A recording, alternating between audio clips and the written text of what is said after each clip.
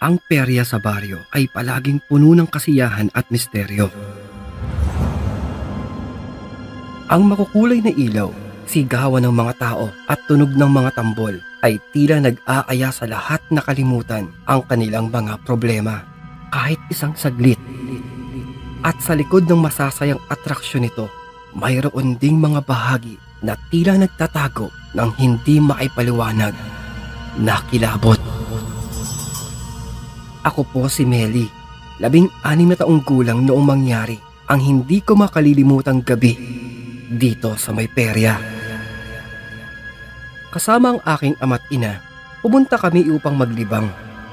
Sa gitna ng makukulay na liwanag at kumpol ng masasayang tao, nakita ko ang ilan sa aking mga pinsan. Uy! Melly! Melly! Tara! Sama ka sa amin! Please! Ika ng pinsan kong si Lisa. Tuwang-tuwa ako at hindi nagdalawang isip na sumama sa kanila. Pagkatapos naming maglaro sa iba't ibang atraksyon, napadpad kami sa isang bahagi ng perya na may malaking nakasulat na karatula. Horror House. Pumasok kung matapang ka. Sa unang tingin pa lamang, may kung anong kakaibang damdamin ang dumapo sa akin. Ang itsura ng horror house ay luma at madilim na parang matagal nang nakatayo ito doon. Ang bawat sulok nito ay tila puno ng lihim na naghihintay upang matuklasan. Wag na lang kaya. Parang hindi ko yata kaya dyan eh.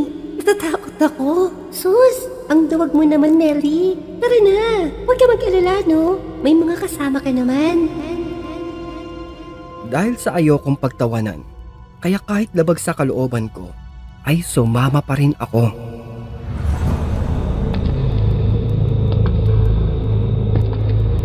Habang pumapasok kami, mas lalong tumitindi ang kabang nararamdaman ko.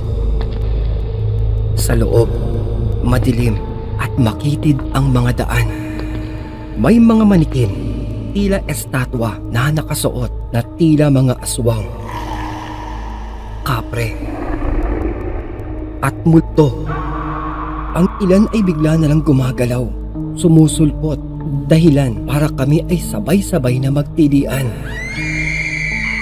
Ay! Ang saya-saya, no? Gusto ko dito. Hindi mo naman. Makasigaw ka eh, no? Eh, Kalma mo lang. bakit pa? Ang saya-saya kaya. Ngunit, sa kabila ng aming pagsasaya, pakiramdam ko may kakaibang presensya sa may paligid na hindi bahagi ng palabas. Habang papalalim na kami ng palalim patungo sa may loob, biglang lumamig ang paligid. Ang hangin ay tila bumibigat at ang mga ilaw ay kumikislap na parang mawawala. Ngunit, sa isang sulok ng horror house, may nakita akong nilalang na hindi ko maipaliwanag. Sa una, inaakala kong isa lamang itong bahagi ng palabas. Isang manikin na tila ginawang aswang. Ngunit, nang lumapit pa ako ng bahagya, napansin ko ang kakaibang detalye. Ang balat nito'y tila totoo. Ang bibig nito ay bahagyang nakabuka. Nakikita ko ang makakapal na laway na siyang tumutulo mula sa kanyang matutulis na ngipin. At ang mga mata ay kulay dugo na nakatitig sa akin ng diretso. Nang bigla itong gumalaw, sigawan ng mga pinsan ko, pero ako ay naninigas sa labis na takot. Nang bigla kong hinablot nito sa aking braso at halos idikit ang mukha nito sa akin. Dama ko ang malamig na hininga nito at ang kabog ng puso ko ay parang sasabog na. Sumigaw ako ng napakalakas at tumakbo papalabas ng horror house. Hindi ko na hinintay pa ang mga pinsan ko. Basta ang nais ko lamang ay makalayo sa may lugar na iyon. Pagdating ko sa may labas, agad akong nakita ng aking ama't ina. Niyakap ako ng nanay ko habang ako ay walang tigil na umiiyak. Ano ba? Nabigil ka na. Ikaw naman kasi, hindi ba't sinabi ko, huwag na huwag kang pumunta sa mga ganyang horror house na yan. Asa na ba yung mga pinsan mo? Hindi ko na masagot ang aking ina. Nang makabalik kami sa bahay, narinig ko ang kwentuhan ng aking mga magulang. Akala siguro nila ako ay natutulog na. Pero gising na gising pa rin ako. Pilit iniintindi ang kanilang mga pinag-uusapan. Ano kaya? Ano kaya ang nakita ng anak natin kanina? Walang tigil umiiyak eh. Sa tingin mo? Hindi ko nga alam eh. Pero, may napansin din ako kanina. Na alin naman? Nandoon yung kapitbahay natin. Tanda mo pa ba yun?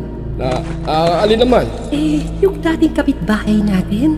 Yung babaeng nahuli mo noon. Sa may ibabaw ng bubong. Noong buntis pa ako. Sa anak nating si Melly. Natatandaan mo pa ba yun? Litek na yan. Bakit hindi mo agad tinuro sa akin? Tahimik akong nakikinig at bumalik sa alaala ko ang kwento ng aking ina tungkol sa isang kapitbahay na muntik na nga siyang aswangin nung ako'y kanyang ipinagbubuntis. Lintik na yan.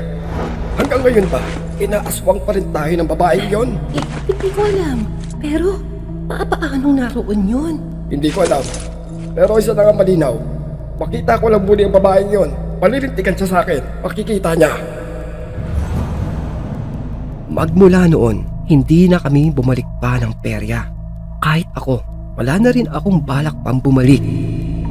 Ang gabi sa may horror house ay nagturo sa akin ng isang mahalagang aral.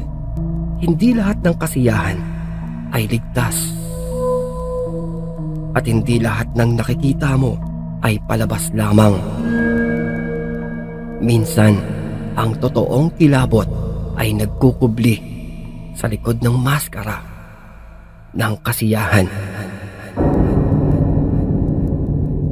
Hinding-hindi ko makalilimutan ang kulay dugong mata niya, ang malamig na hininga at ang takot na bumalot sa akin. At kahit anong mangyari, hinding-hindi na ako muli pang papasok sa horror house. Uy mga kaibigan, maraming salamat sa iyong pakikinig at kung inyo pong nagustuhan ng ating naitampok na kwento ay isang napakalaking bagay po ang pagpindot nyo ng like, pag-subscribe para hindi mahuli sa biglang pagsusulputan ng ating mga malakabating mga kwento na napakalaking tulong din po ang pag-iiwan nyo ng positibong mensahe na kung may pagkakataon din na maibigan mo itong maibahagi, pindutin lamang ang ating share button. Isang maliit na abala lamang po, ngunit tatanawin ko po itong napakalaking bagay, mainit na pagmamahal, taos puso ninyong pagsuporta at pagtangkilik para sa ating pang mas mahabang kwentong katatakutan at kulitan dito lamang po sa ating napakagulong tambayan. At kung nabitin ka pa, silipin lamang ang ating mga kwento at playlist na siyang matatagpuan po sa kaloob-loobang detalye ng ating maliit na channel. Yun lamang po, at ito pong inyong lingkod na nagsasabing maraming salamat at magpapasalamat pa pong muli. This is your one and only Kulas, your daily dose of Tagalog horror good vibes na nagsasabing stay safe and fresh everyone, and always stay awesome. Peace out.